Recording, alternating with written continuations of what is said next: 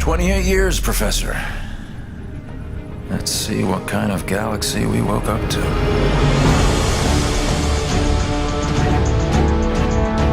We had a very specific story we wanted to tell, and in particular, new characters that we wanted to introduce. And I think RTS players have higher expectations from story, and we wanted to make sure we did that in the strongest way possible.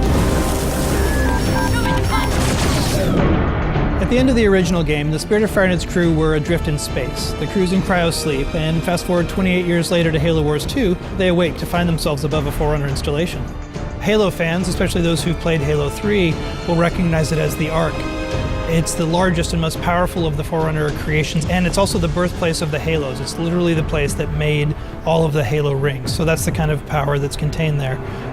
The only connection they have when they wake up is a small signal, one emergency beacon, that's coming from the surface of the Ark down below.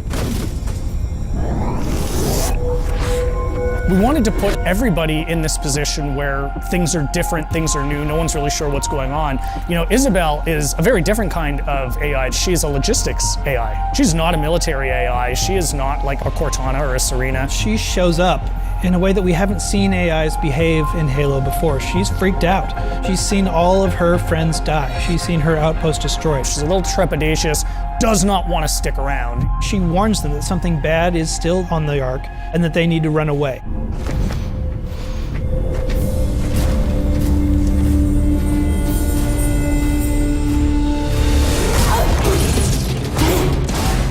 The Spartans from Halo Wars, last time you saw them was in the original Halo Wars, just tearing down a pack of elites. And here are those same Spartans being taken apart by one guy. Who is this guy? They meet Atriox for the first time. He surprises them. The Spartans expect a brute, they get much more than a brute in Atriox.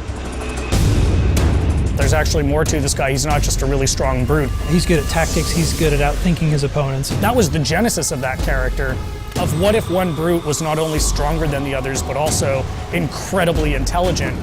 Atriox is something the universe hasn't seen before. The fact that he can surprise and then beat 3 Spartans in hand-to-hand combat sets the stage for who's in charge of the Banished and the kind of threat they pose.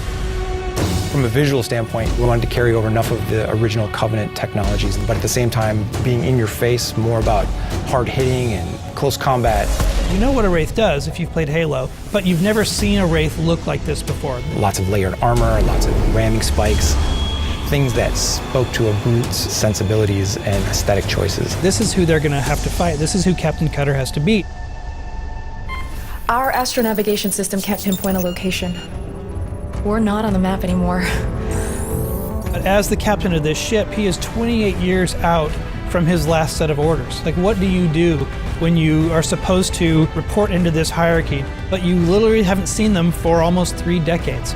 We didn't drift out of the galaxy in 28 years, Professor. The crew wakes up, they have no idea what's going on, and he comes across this massive banished force. He's always chosen his crew over his own advancement. They've been through hell and back, and they wake up in this universe they don't understand, and he's going to do whatever he needs to do to protect his crew. And that sets off a really fascinating face-off.